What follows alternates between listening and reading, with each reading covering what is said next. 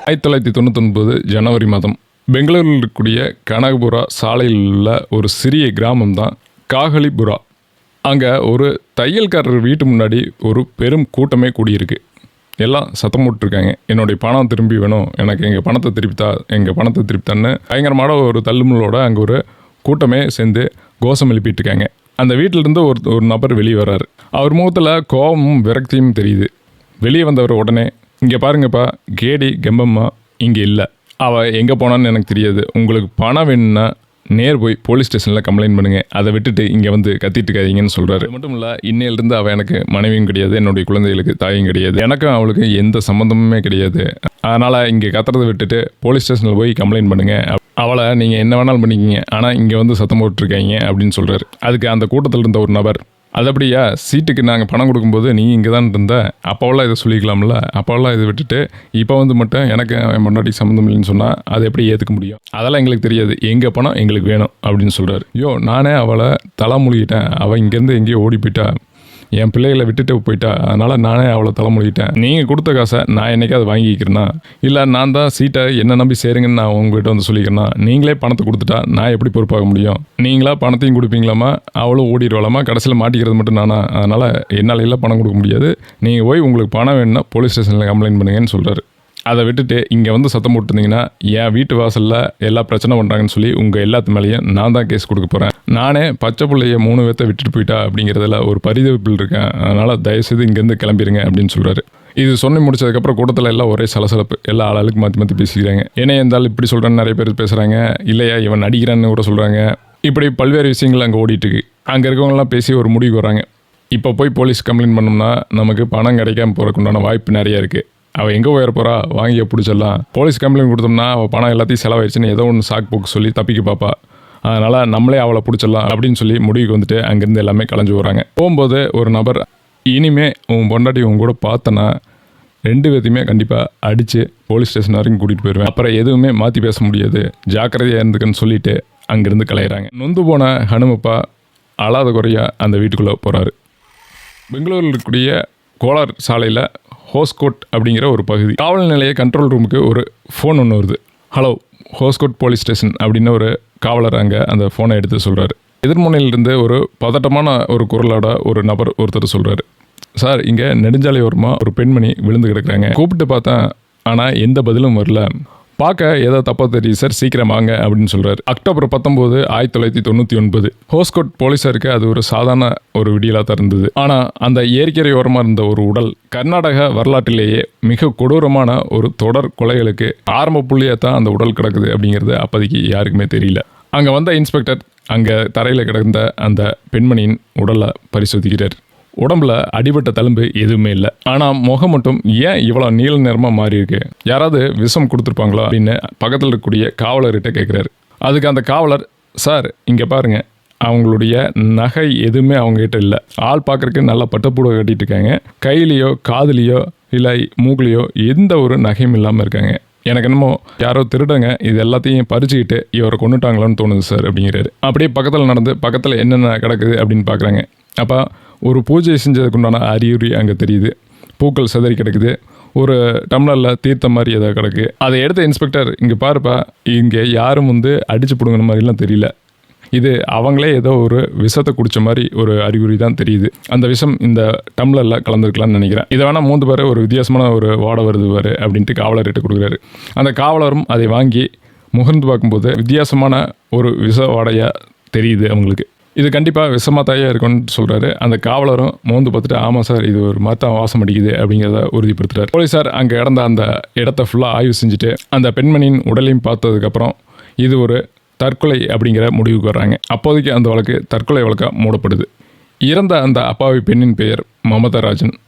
அவர் கடைசியாக வனசங்கரி அந்த கோயிலில் சாமி கும்பிட்டது அங்கிருந்தவங்க பார்த்தவங்க சொல்லிக்கிறாங்க. ஹோஸ்கோட் மண்ணில் சைனட் மல்லிகாவுடைய முதல் வேட்டைங்கிறது அங்கிருந்து ஆரம்பமாகுது. Watch my previous super duper hit Salem ரயில் கொள்ளை, லிங்க் இன் டிஸ்கிரிப்ஷன். இங்கிருந்து தான் ஒரு தனிநபரான ஒரு பெண் அடுத்தவர்களுடைய உயிரை பதிச்சாலும் யாருமே எதுவும் கண்டுபிடிக்கிறதில்ல அப்படிங்கிற ஒரு தைரியத்தை இந்த சைனட் மல்லிகாவுக்கு தருது. இருந்தாலும் அவன் மனசுக்குள்ளே ஒரு வித பயம் இருந்துகிட்டே இருக்குது, நம்ம எங்கேயோ மாட்டிக்க போகிறோம் அப்படிங்கிற ஒரு பயம் இருந்துகிட்டே இருக்குது. இந்த பயத்தோடவே அவள் அடுத்த நகர்வை எடுத்து வைக்கிறாள். அப்போ என்ன முடிவுக்கு வர்றான்னா, இங்கே கொலை அப்படிங்கிறது தேவையில்லாத ஒரு விஷயம். மக்களின் நம்பிக்கை பெற்று அவங்ககிட்ட இருந்து நகையை மட்டும் திருடிடலாம், கொலைங்கிறது தேவையில்லாதது அப்படிங்கிற ஒரு முடிவுக்கு வர்றா. இதன் காரணமாக 2000 ஆண்டு தொடக்கத்தில் விடுதியில் ஒரு கொள்ளை சம்பவத்தில் ஈடுபட முயற்சி செய்து பிடிபடுறான். ஆனால் இங்கிருந்தும் மல்லிகா தப்பிக்கப்படுகிறாள். தண்டனை கிடைத்தும் தப்பிக்கப்படுகிறாள் அப்படிங்கிறது தான் ரொம்பவுமே வருத்தமான விஷயம். முதல்ல என்ன நடந்ததுன்னு பார்த்துலாம் வாங்க. மமதராஜன் மரணத்துக்கு அப்புறம் மல்லிகா தலைமறைவாயிடுறாங்க.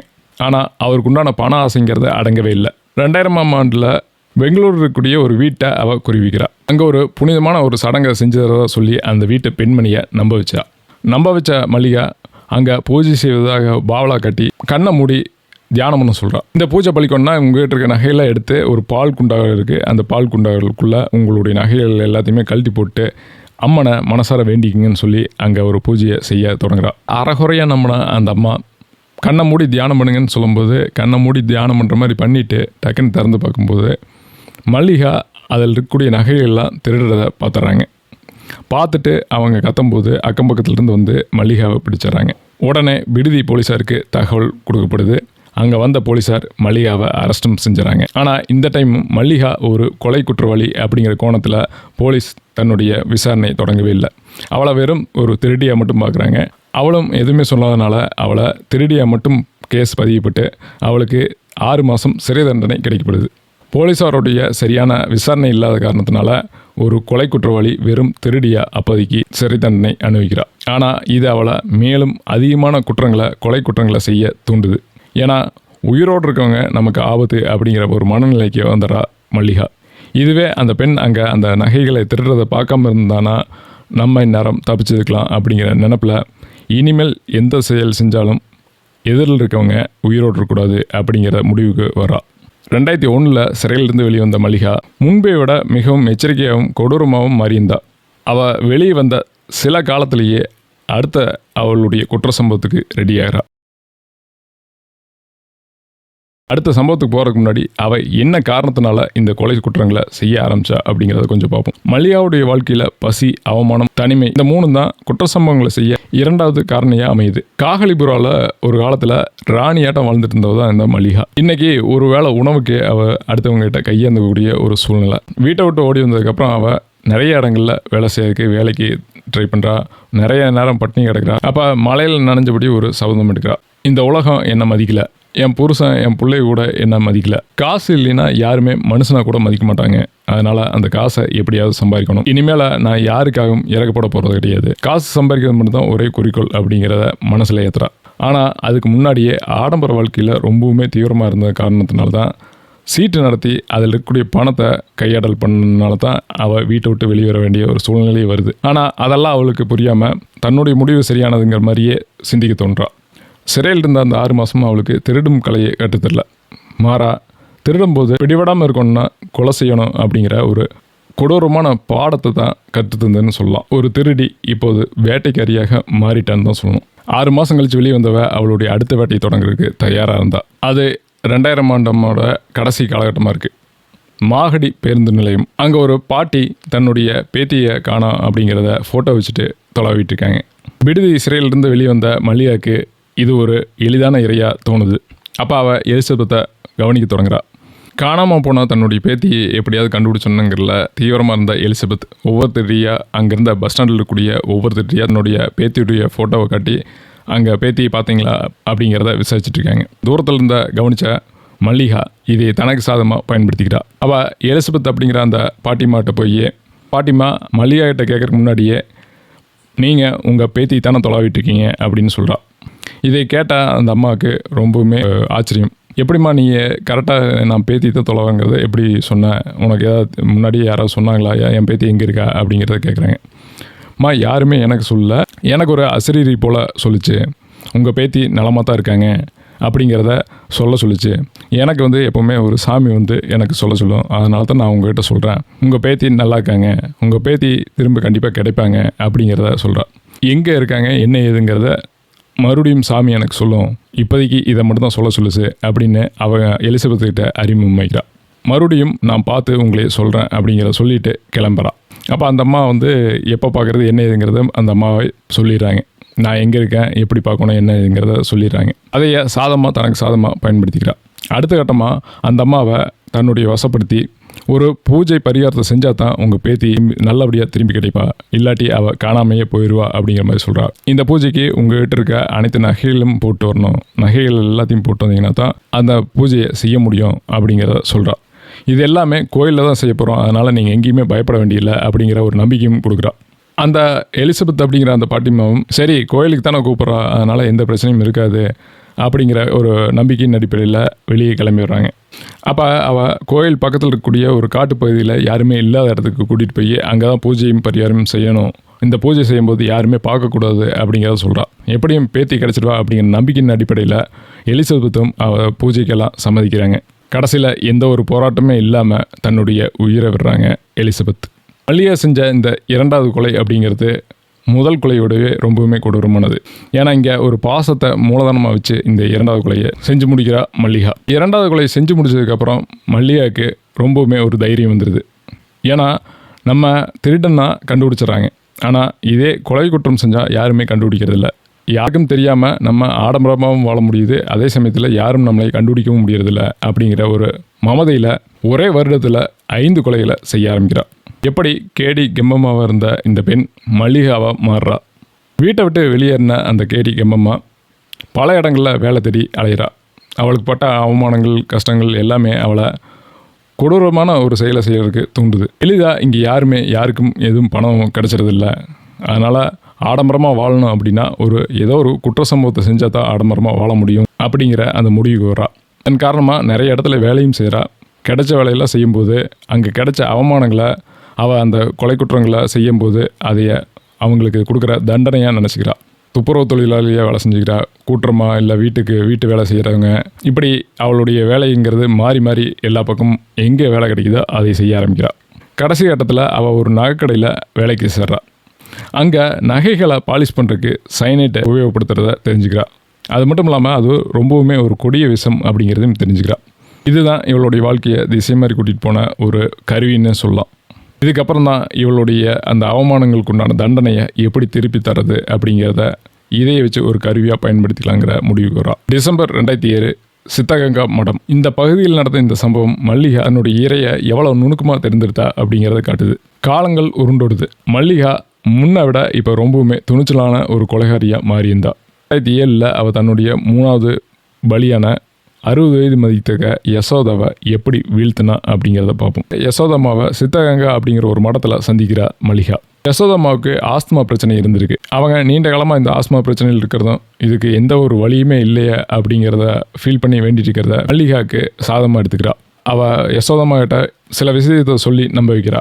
ஆமாம்மா, இதுக்கு மருந்து மாத்திரையிலே கிடையாது, இதுக்கு மருந்து மாத்திரை எடுத்துக்கிட்டிங்கன்னா அவ்வளோ சீக்கிரம் சரியாக போகாது, ஆனால் என்கிட்ட ஒரு வழி இருக்குது, நீங்கள் அதை செஞ்சீங்கன்னா முற்றிலும் உடனே குணமாகும், அதுக்கப்புறம் நீங்கள் ஒரு டைம் கூட மருந்து சாப்பிட வேண்டிய அவசியமே இருக்காது, அத்தனையும் அந்த இறையருள் அப்படிங்கிறா. ஆனால் இதுக்கு நீங்கள் அந்த இறைவன் மேலே நம்பிக்கை வச்சு இதை செய்யணும், அப்போ தான் இது பலிக்கும், இல்லாட்டி சுத்தமாக பலிக்காது, உங்களுக்கு நம்பிக்கை மட்டும் இருந்ததுன்னா நீங்கள் இதிலிருந்து ஈஸியாக வெளியே வந்துடலாம் அப்படின்னு சொல்லி, இந்த மாதிரி நோயெல்லாம் ஒரு தோஷத்தினால வர்றது, அந்த தோஷத்தை நிவர்த்தி செஞ்சிட்டோம்னாவே உங்களுக்கு இந்த நோய் அப்படிங்கிறது கிட்ட கூட வராதுன்னு சொல்லி நம்ப வைக்கிறா. யசோதாமாவும் தன்னுடைய இத்தனை நாள் தொடர்ந்த அந்த நோயை எப்படியாவது அதிலிருந்து விடுதலையாகணும் அப்படிங்கிற அந்த நம்பிக்கையின் அடிப்படையில், இறைவன் மேல் இருக்கிற நம்பிக்கையின் அடிப்படையில் அதுக்கு சம்மதிக்கிறாங்க. இங்கேயும் ஆள் நடமாட்டம் இல்லாத ஒரு இடத்துக்கு கூட்டிகிட்டு போயிட்டு பூஜைகள் செய்கிறதா சொல்லி அந்த பூஜையை செய்ய ஆரம்பிக்கும் போது யசோதாமாவை எந்த ஒரு போராட்டமும் இல்லாமல் கொலை செய்கிறா.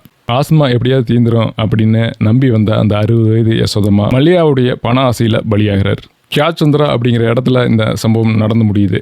இந்த சம்பவத்தில் அவள் எந்த அளவுக்கு திட்டமிட்டுக்கிறா அப்படிங்கிறது தெரிஞ்சாலும் இன்னும் போலீஸ் அவளை நெருங்க முடியல. என்ன காரணம் அப்படிங்கிறத பார்க்குறதுக்கு முன்னாடியே போலீஸ் இதையை கொஞ்சம் கொஞ்சமாக மோப்பம் பிடிக்க ஆரம்பிக்கிறாங்க. ஏன்னா இது எல்லாமே ஒரே பேட்டர்ன்லேயே நடக்குது, எல்லாமே கிட்டத்தட்ட கோயிலுக்கு பக்கத்துலேயே நடக்குது, அனைவருமே எந்த ஒரு போராட்டம் இல்லாமல் இறந்துக்கிறாங்க, மர்ம மரணங்களாக இருக்குது, இறந்தவங்க யார்கிட்டையுமே நகைகள் இல்லை. இது எல்லாமே எங்கேயோ ஒரு தவறு நடக்கிறதா போலீஸாருக்கு அறிவுறுத்துது. இது எப்படியும் கண்டுபிடிக்கணும் அப்படின்னு நினச்சிட்டு இருந்த போலீஸருக்கு அடுத்த மரணத்தின் செய்தி கிடைக்குது. இந்த முறை அதே 2007ஆம் ஆண்டில் தும்கூருக்கு பக்கத்தில் இருக்கக்கூடிய சித்தலிங்கேஸ்வர கோயில் பக்கத்தில் நடக்குது. பொதுவாகவே மல்லிகா தன்னுடைய இரையை எப்படி தேர்ந்தெடுக்கிறான்னா, எல்லாருமே ஒரு குறிப்பிட்ட வயசுக்கு மேலே இருக்கவங்களா பார்த்து நம்ப வைக்கிறா. ஏன்னா அவங்கள எளிதாக வீழ்த்திடலாம் அப்படிங்கிற ஒரு நம்பிக்கை அவகிட்ட இருக்குது. அதனால் இந்த முறையும் 60 வயது மதிக்கத்தக்க முனிமா அப்படிங்கிற ஒரு நபரை அவள் சந்திக்கிறாள். முனிமாக்கு பக்தி பாடல் பாடுறதுனா ரொம்பவுமே ஒரு இஷ்டம். சித்தலிங்கேஸ்வரர் கோயிலில் பாட்டு பாடி தரிசனம் செஞ்சுட்டு இருந்த முனிமாவை அந்த பக்தியை பயன்படுத்திய மரண வலையை விரிக்கிறா மல்லிகா. என்ன ஒரு குரல் வளமா உங்களுக்கு! நீங்கள் பாடுறது அந்த சித்தலிங்கேஸ்வருக்கு கேட்டும் போல் இருக்கு. உங்களுக்கு இதை விட நீங்கள் சீக்கிரமாக ஃபேமஸாக இருக்குது ஒரு வழி என்கிட்ட இருக்குது. உங்களோட குரல் இந்த உலகம் முழுவதுமே ஒலிக்கிறதுக்கு ஒரு வழி அந்த சித்தலிங்கேஸ்வரர் எனக்கு சொல்கிறாரு. உங்களுக்கு இந்த இறைவன் மேலே நம்பிக்கை இருந்துன்னா நீங்கள் இதை செய்யலாம். இதை செஞ்சிங்கன்னா உங்கள் குரல் உலகம் முழுவதும் ஒலிக்கும். எனக்கு ஏதோ அருள்வாக்கு மாதிரி வந்து சொல்லுது, நான் உங்ககிட்ட சொல்கிறேம்மா அப்படின்னு சொல்லி அந்த முனிமாவை நம்ப வைக்கிறா. மல்லிகா சொன்னதை முனிமா தேவ வாக்கா நம்புகிறாங்க. இந்த பூஜை செஞ்சால் தன்னுடைய குரல் வளம் கூடி தன்னுடைய குரல் உலகமெங்கும் ஒலிக்கும். அது வந்து இந்த இறைவனை நோக்கி பாடுறது இன்னும் வந்து இந்த உலகம் ஃபுல்லாக சென்றடையும் அப்படின்னு அவங்க திடமாக நம்புகிறாங்க. ஆனால் அன்னைக்கு பாடினது தான் அவருடைய கடைசி பாட்டாக இருக்குன்னு முனியம்மாவுக்கு கடைசி வரைக்கும் தெரியாமையே போயிடுது. பக்தி பாடல்கள் பாடணும் அப்படின்னு நினச்சிட்டு இருந்த ஒரு முதியவரின் ஆசையை மல்லிகா தனது இரத்த வரிக்காக இரையாக்கி கொண்டார். சித்தலிங்கேஸ்வரர் கோயிலை சுற்றி நடந்த இந்த சம்பவம் மல்லிகாவுடைய வேட்டை இதோட நிற்க போகிறதில்ல அப்படிங்கிற எச்சரிக்கை மணியை போலீஸாருக்கு தந்தது. ஆனாலும் போலீஸார் இந்த மாதிரி ஒரு சம்பவம் நடக்காமல் தடுத்தன்னு நினச்சிட்டு அந்த டைமுக்குள்ளேயே அடுத்த சம்பவம் நடந்து முடியுது. இந்த முறை மல்லிகா ஒரு பூசாரியே நம்ப வச்சு தன்னுடைய வலையில் வீழ்த்துறா. இவங்க சொந்தமாக ஒரு கோயிலை கட்டி நடத்திட்டு இருக்காங்க. அப்போ அந்த கோயிலில் மல்லிகா தன்னை ஒரு மிகப்பெரிய ஒரு கோடீஸ்வரியாக காட்டிட்டு அறிமுகமாகறா. இந்த டைம் மல்லிகா பயன்படுத்துறது பக்தி அல்ல, அது நன்கொடை. ஒரு பூசாரியே நம்ப வைக்கிற அளவுக்கு மல்லிகாவுடைய தந்திரங்கிறது வளர்ந்தது. மல்லிகா பிள்ளைம்மா கிட்ட ஒரு செய்தியை சொல்கிறா. உங்கள் ஹெப்பால் கோயில் மேலே எனக்கு மிகவும் பக்தி ஆயிடுச்சு. நான் எங்கேயே எத்தனையோ கோயிலுக்கு போயிருக்கிறேன், ஆனால் இந்த மாதிரி ஒரு இறையரில் நான் என்னால் பார்க்க முடியல. உங்கள் கோயிலில் தான் அந்த இறையர்கள் அப்படியே தெய்வீகமாக அப்படியே இருக்குது. அதனால் அந்த கோயிலுக்கு ஒரு நுழைவாயில நான் கட்டித்தரேன்னு சொல்லி பிள்ளைம்மாட்ட ரொம்பவுமே நெருக்கமாகறா. பிள்ளைம்மாவும் பெரிய கோடீஸ்வரி போல் இருக்கு அப்படிங்கிற அந்த நினப்பில் அவள் சொல்கிறதெல்லாம் நம்ப ஆரம்பிக்கிறாங்க. நான் உங்கள் கோயிலையே பயங்கரமாக மாற்ற போகிறேன், உங்களுக்கு கோயிலையே பெரிய விதமாக மாற்ற போகிறேன். நானும் ஒரு காலத்தில் எதுவுமே இல்லாமல் வந்தவ தான். எனக்கு ஒரு இறையல் கிடச்சதுனால, எனக்கு ஒரு சக்தி கிடைச்சதுனால என்னால் இப்படி மாற முடிஞ்சுது. நான் ஒரு பூஜை செஞ்சேன், அதுக்கப்புறம் இப்படி மாறிட்டேன். நீங்களும் அந்த பூஜை செஞ்சிங்கன்னா இந்த கோயிலை இன்னுமே பெருசாக்க முடியும் அப்படின்னு சொல்லி நம்ப வைக்கிறா. இதுக்கு மல்லிகா தேர்ந்தெடுத்த இடம் மத்தூரில் இருக்கக்கூடிய வைத்தியநாதபுரம் அப்படிங்கிற இடத்துல ஒதுக்குப்புறமான இடத்த தேர்ந்தெடுக்கிறா. பிள்ளைமாவும் தன்னுடைய கோயிலை எப்படியும் பெருசாக விரிவாக்கம் பண்ணிடணும் அப்படிங்கிற ஒரு நம்பிக்கையில் இந்த பூஜை செய்யறதுக்கு சம்மதிக்கிறாங்க. எல்லாத்துக்கும் நம்ம நோட் பண்ண வேண்டியது, இது அத்தனையும் மல்லிகா தனி ஆளாக இருந்து செஞ்சு முடிக்கிறாங்க. இறந்த நபர்கள் யாருமே எந்த ஒரு போராட்டமும் இல்லாமல் இறக்குறாங்க. அந்த வகையில் இந்த பிள்ளைமாவும் இந்த பூஜையை செஞ்சு முடித்ததுக்கப்புறம் அங்கே உயிரை விடுறாங்க. ஒரு ஆன்மீகவாதியவே ஆன்மீகத்தின் பெயரை வச்சே வீழ்த்துறா மல்லிகா. மத்தூரில் நடந்த இந்த சம்பவம் மல்லிகாவின் ரத்த சரித்திரத்தில் 5வது கரும்புலியாக அமையுது. கோயிலை கோபுரமாக கட்டிலான்னு ஆசைப்பட்ட ஒரு முதியோருடைய ஆசை மல்லிகாவுடைய பேராசைக்கு பலியாயிருது. இந்த 5ல் 3 சம்பவங்கள் 2 மாதத்துக்குள்ளேயே நடந்திருக்கு. அடுத்த 1 மாதத்துக்குள்ளேயே மல்லிகா அடுத்த இறையை பலி கொடுத்துட்றா. குறிப்பாக சொல்லணும்னா இது எல்லாமே அக்டோபர் 10, 2007 18 டிசம்பர் 2007 முடிஞ்சிருது. கிட்டத்தட்ட நிரூபிக்கப்பட்ட 5 தொடர் கொலைகள். இப்படி தொடர்ந்து நடந்தாலும் போலீஸார்னால ஏன் நெருங்க முடியலைங்கிறத ஃபஸ்ட்டு பார்ப்போம். இதுக்கு மிக முக்கியமான காரணங்கள், இங்கே நடந்து முடிந்த அத்தனை மரணங்களும் வெவ்வேறு போலீஸ் ஸ்டேஷனுக்கு உட்பட்டதாக இருக்குது, வெவ்வேறு ஏரியாவில் இருக்குது. எல்லாமே ஒன்றுக்கு ஒன்று சம்மந்தமில்லாத ஏரியா. அதனால் இந்த சம்பவத்தை கேள்விப்பட்டு அங்கே போய் பார்க்கக்கூடிய போலீஸாருக்கு முதல்ல தோன்றது இது ஒரு தற்கொலை தான். ஏன்னா போராடினதுக்குண்டான எந்த ஒரு அறிகுறியும் அங்கே இருக்கிறதில்ல. 2வது, ஒன்றுக்கு ஒன்று சம்மந்தமில்லாத போலீஸ் ஸ்டேஷன் அப்படிங்கிறனால அதை பெருசாக அவங்க எடுத்துக்கல. ஆனால் இது மாதிரியான மரணங்கள் அதிகரிக்கும் போது போலீஸாருக்கு சந்தேகம் வர ஆரம்பிக்குது. ஏன்னா பக்கத்தில் தான் இப்போ இதே சேம் மாதிரியான பேட்டர்னில் ஒரு பாடி கிடக்குது. அப்படிங்கும்போது எப்படி ஒரே மாதிரியே எல்லா பக்கமும் நடக்குது அப்படிங்கிற தகவலை திரட்ட ஆரம்பிக்கிறாங்க. இங்கேருந்து தான் போலீஸாருக்கு ஒரு துப்பு கிடைக்குது. அது என்னென்னா, இறந்த அனைவருமே சைனட் உட்கொண்டு இறந்துக்கிறாங்க அப்படிங்கிறது. சைனட் அப்படிங்கிறது மிக கொடிய விஷம், அது இல்லாமல் எளிதாக கிடைக்கக்கூடியது கிடையாது. அப்படி இருக்கும்போது எப்படி இது இவங்க அத்தனை பேத்துக்கும் கிடச்சிது அப்படிங்கிற ஒரு மிகப்பெரிய சந்தேகம் வருது. இதுக்கு பின்னாடி பெரிய கொள்ளை கும்பல் இருக்கலாம் அப்படின்னு நினச்சவங்க ஒரே ஒரு ஆள் தான் இதை செய்வாங்க அப்படிங்கிறத யோசிக்க முடியல. ஆனால் இந்த அனைவருமே ஏதோ ஒரு பெண்மணிகிட்ட பேசிகிட்டு இருந்ததுங்கிறது முடிவாகுது. இதிலிருந்து ஒரு பெண்மணிக்கும் இதுக்கும் சம்மந்தம் இருக்குது அப்படிங்கிற முடிவுக்கு வர்றாங்க. ஆனால் அந்த பெண்மணி ஒரே ஆளாக தான் இருக்காங்க அப்படிங்கிற முடிவு தெரியாமல் போலீஸார் தொலைவிட்டு இருந்தாங்க. இதிலிருந்து ஒன்று தெளிவாக தெரிஞ்சது போலீஸாருக்கு. இது எல்லாமே மர்ம மரணங்கள்னு சொல்லி அவங்க கேஸ் பதிவு பண்ணிட்டு இருந்தாங்க. இது எல்லாத்தையுமே மர்ம மரணங்கள் கிடையாது, இது எல்லாமே ஏதோ ஒரு நோக்கத்துக்காக செய்யப்பட்ட கொலைகள் அப்படிங்கிற முடிவுக்கு வர்றாங்க. இதை தொடர்ந்து அடுத்த ஒரு சம்பவம் இது மாதிரி நடக்கக்கூடாது அப்படிங்கிறதுல தீவிரம் காட்டுறாங்க போலீஸார். இந்த தீவிரம் அதிகரிக்குள்ளேயே தன்னுடைய அடுத்த கொலையை செஞ்சு முடிச்சாரா மல்லிகா. இந்த முறை தன்னுடைய பாணியில் ஒரு சின்ன மாற்றத்தை உருவாக்குறா மல்லிகா. இதுவரை 60 வயது மதிக்கத்தக்க நபர்களை குறிவித்துட்டு இருந்த மல்லிகா இந்த முறை 30 வயது மதிக்கத்தக்க 2 பெண்களை குறிவிக்கிறார். இந்த முறை குறிவிக்கப்பட்ட பெண்ணின் பெயர் ரேணுகா. ரேணுகாவுக்கு 22 வயசு ஆகுது. ரேணுகாவுக்கு ஒரு ஆசை இருந்தது, தனக்கு ஒரு ஆண் வாரிசு வேணும் அப்படிங்கிறதுல ரொம்பவுமே தீவிரமாக இருந்தாங்க ரேணுகா. இதை தெரிஞ்சிட்ட மல்லிகா ரேணுகாவுக்கு ஒரு பூஜை செஞ்சோம்னா அவளுக்கு ஆண் வாரிசு கிடைக்கும் அப்படின்னு நம்ப வைக்கிறார். ரேணுகாவுடைய கணவர் துபாயில் வேலை செஞ்சுட்டு இருந்ததுனால தன்னுடைய சகோதரியோட சேர்ந்து தங்கிட்டு இருந்தாங்க ரேணுகா. ரேணுகாவுடைய சகோதரி மணி அப்படிங்கிறவங்க கூட மல்லிகாவுக்கு ஏற்கனவே பழக்கம் இருந்திருக்கு. அதை வச்சு ரேணுகாவோட ஒரு தோழியாட்டம் பழக ஆரம்பிக்கிறா மல்லிகா. உனக்கு ஆண் குழந்தை பிறக்கணும்னா என்கிட்ட அதுக்கு ஒரு வழி இருக்குது, நீ அதை செஞ்சினா, அந்த பூஜையை செஞ்சினா கண்டிப்பாக ஆண் குழந்தை பிறக்குங்கிற நம்பிக்கையை ஏற்படுத்துகிறா. அடுத்த கொஞ்ச நாள்லேயே கோலார் மாவட்டத்தில் இருக்கக்கூடிய ஒரு கோயில் அருகில் ரேணுகாவுடைய உடல் கண்டெடுக்கப்படுது. ஆனால் இங்கே மல்லிகா ரேணுகாவுக்கு நெருங்கிய தோழியாக மாறியிருந்தா. அதனால் மல்லிகா மேலே சந்தேகம் வர தொடங்குது. இது ரேணுகா கணவர் வரைக்கும் தெரிஞ்சிருந்தது. அதனால் மல்லிகா அப்படிங்கிற ஒரு பெண் இதுக்கு பின்னாடி இருக்கலாம் அப்படிங்கிற ஒரு போலீஸ் கம்ப்ளைண்ட்டாக கொடுக்குறாரு அவருடைய கணவர். இதை தெரிஞ்சு போலீஸார் வர்றதுக்குள்ளேயே அடுத்த கொலையும் நடத்தி முடிச்சுறாங்க மல்லிகா. ரேணுகாவை போலவே நாகவேணி அப்படிங்கிற ஒரு பெண் பழக்கமாகறாங்க. நாகவேணிக்கு குழந்தை பாக்கியமே இல்லாமல் இருந்திருக்கு. இதை சாதகமாக பயன்படுத்திட்ட மல்லிகா குழந்தை வரத்துக்கு பூஜை செய்து தர்றதாக கூறி நம்ப வைக்கிறாங்க. இந்த முறையும் ஆன்மீகத்தின் பெயரால் பூஜை செய்கிற மல்லிகா அதை நம்பி வந்த நாகவேணி இறக்குறாங்க. இந்த இறந்து போன அத்தனை பேர்த்துக்கும் ஆன்மீகத்தின் பெயரால் தான் மல்லிகா தன்னுடைய இந்த திட்டத்தை நிறைவேற்றிக்கிறார். எப்படி எந்த ஒரு போராட்டமும் இல்லாமல் இத்தனை கொலைகளை செய்ய முடிஞ்சதுங்கிற கேள்விக்கு மல்லிகாவுடைய பதில் ஒரே வரியில் இருந்தது, அதுதான் தீர்த்தம். ஆன்மீகத்தின் பெயரால் ஏமாத்தின மல்லிகா எல்லாத்தையுமே நகை போட்டு ஒரு பரிகார பூஜை செஞ்சாகணும் அப்படின்னு சொல்லி நம்ப வைக்கிறாங்க. அப்படி அந்த நகை போட்டு பரிகார பூஜை செய்ய வந்த நபர்களுக்கு கோயில் அருகிலேயே இருக்கக்கூடிய யாரும் ஆள் நடமாட்டம் இல்லாத ஏரியாவை தேர்ந்தெடுத்து அங்கே பூஜை பரிகாரத்தை செய்வதாக கூறி அந்த தீர்த்தத்தை அவங்களுக்கு கொடுத்து குடிக்க செய்கிறது தான் மல்லிகாவுடைய திட்டம். அந்த தீர்த்தத்தை வாயில் வச்ச செகண்டில் இவங்க இறந்துடுறாங்க. இறந்த உடனேயே மல்லிகா அவங்களுடைய நகைகளை எடுத்துகிட்டு எஸ்கேப் ஆயிடுறாங்க. இப்படி எந்த ஒரு போராட்டமும் இல்லாமல் அடுத்தவரை கொன்னுறதன் மூலமாக தன்னை யாருமே கண்டுபிடிக்க முடியாது அப்படிங்கிற ஒரு நம்பிக்கையும் மல்லிகாட்ட அதிகமாகவே இருந்திருக்கு. தன்னுடைய முதல் கொலை செய்யும் போதே அவள் அங்கேயே அருகிலே இருந்து நோட்டமிட்டிருக்கா. போலீஸார் என்ன பண்ணுறாங்க, என்ன நடக்குது, அது என்ன முடிவு பண்ணுறாங்க அப்படிங்கிறது எல்லாமே அருகிலிருந்து பார்த்துக்கிறாங்க. அப்போ போலீஸார் முதல் கொலையிலேயே இது வெறும் ஏதோ ஒரு தற்கொலை அப்படிங்கிற முடிவுக்கு வந்துடுறாங்க.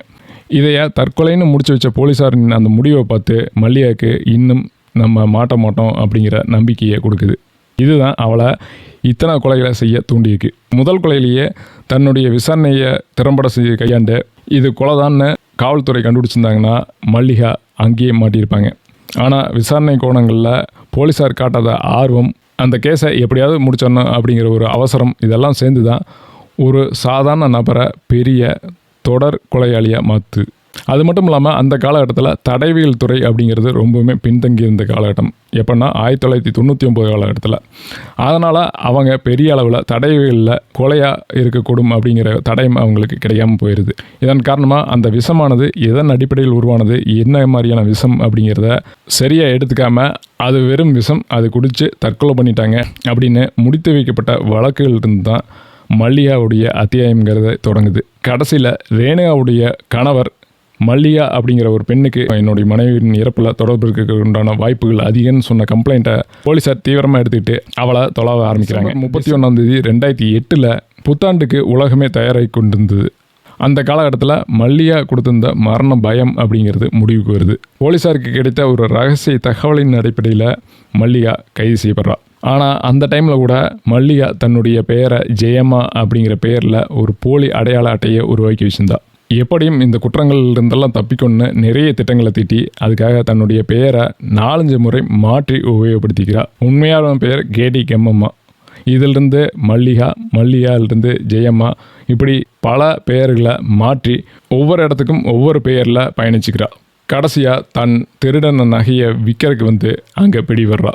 இந்த முறை மல்லிகாவை தவறவில்லை போலீசார். விசாரிக்கிற முறையில் விசாரித்து மல்லிகாட்டிருக்கிற உண்மையாக வாங்குறாங்க. இறந்த அத்தனை பேருடைய வழக்குகளும் தனித்தனியாக பதியப்படுது. அதுக்கு தனித்தனியாக வழக்கு நடந்து அதுக்குண்டான தண்டனைகளும் தனித்தனியாகவே கிடைக்கப்படுது. இதில் 2010 12 காலகட்டம் வரைக்கும் இந்த வழக்குகள் நடக்குது. முனியம்மா மற்றும் நாகவேணி கொலைக்காக இவருக்கு மரண தண்டனை விதிக்கப்படுது. கர்நாடக வரலாற்றிலேயே ஒரு பெண்ணுக்கு முதல் முறையாக மரண தண்டனைங்கிறது மல்லிகாவுக்கு தான் விதிக்கப்படுதுங்கிறது குறிப்பிடத்தக்கது. 2012 நாகவேணி வழக்கில் போதிய சாட்சிகள் இல்லாத காரணத்தினால அவருக்கு கொடுத்த மரண தண்டனை பின்னர் ஆயுள் தண்டனையாக குறைக்கப்படுது. சைனட் மல்லிகாங்கிற பெயர் தமிழ்நாட்டில் இருக்கக்கூடிய இன்றைய அரசியல் சூழ்நிலையில் ஒரு பெரும்புள்ளியோட தொடர்புடையதாக இருந்தது ஒரு காலகட்டத்தில். 2012 அப்புறம் சைனட் மல்லிகாவின் பெயருங்கிறது எங்கேயும் வெளியே அதிகமாக தெரியாமல் இருந்த காலகட்டத்தில் 2017 அவருடைய பெயர் மறுபடியும் ஒரு தமிழக அரசியல்வாதியோட ஒரு பெண் அரசியல்வாதியோட தொடர்புபடுத்தி பேசப்பட்டது. அது வேறு யாரும் இல்லை, தமிழக அரசியல் பிரமுகர் V.K. சசிகலா தான். சசிகலா பரப்பன அக்ரஹார சிறையில் இருக்கும்போது அவருடைய சிறை அறைக்கு பக்கத்துலேயே இந்த சைனட் மல்லிகாவை அங்கே பக்கத்தில் இருக்கக்கூடிய சிறையில் வச்சுருந்தாங்க அப்படிங்கிற ஒரு குற்றச்சாட்டு இருந்தது. இதன் மூலமாக V.K. சசிகலாவுக்கு உயிருக்கு ஆபத்து கூட வரலாம் அப்படின்னு பல செய்திகள் வெளியாச்சு. ஆனால் சிறை வட்டாரங்கள்லேருந்து வெளிவந்த செய்திகள் வேறு விதமாக இருந்தது. சசிகலா லைனில் நின்று சாப்பாடு வாங்குறதுக்கு பதிலாக மல்லிகா தான் இந்த சாப்பாடெல்லாம் வாங்கி கொடுத்ததாகவும் அந்தளவுக்கு மல்லிகா சசிகலா கிட்ட நட்பாக இருந்ததாக ஒரு தகவல் சொல்லப்பட்டுச்சு. எது எப்படியோ கடவுளின் பெயராலும் பாசத்தின் பெயராலும் உயிர்களை பறிச்சுக்கிட்ட மல்லிகா இன்னைக்கு சிறை கம்பிகளுக்கு பின்னாடி தனது நாட்களை கழித்து கொண்டிருக்கிறார். பேராசையும் இரக்கமற்ற மனநிலையும் எப்படி ஒரு சாதாரண பெண்ணை இந்தியாவின் முதல் பெண் சீரியல் கில்லராக மாற்றுச்சு அப்படிங்கிறதுக்கு மல்லிகாவினுடைய வாழ்க்கை ஒரு ரத்த சாட்சி. இந்த வழக்குகளிலிருந்து நமக்கு கிடைக்கக்கூடிய ஒரே பாடம், கடவுளை நம்பலாம், கடவுளின் பெயரில் இருக்கக்கூடிய மனிதர்களை ஒருபோதும் நம்பக்கூடாது அப்படிங்கிறது தான். இதை பற்றி நீங்கள் என்ன நினைக்கிறீங்கிறத கமெண்ட் பாக்ஸில் கமெண்ட் பண்ணுங்கள். இந்த வீடியோ பிடிச்சிருந்ததுன்னா லைக் பண்ணுங்கள், உங்கள் ஃப்ரெண்ட்ஸுக்கும் ஷேர் பண்ணுங்கள். அடுத்த ஒரு சுவாரஸ்யமான வீடியோவில் சந்திக்கிறேன். நன்றி, வணக்கம்.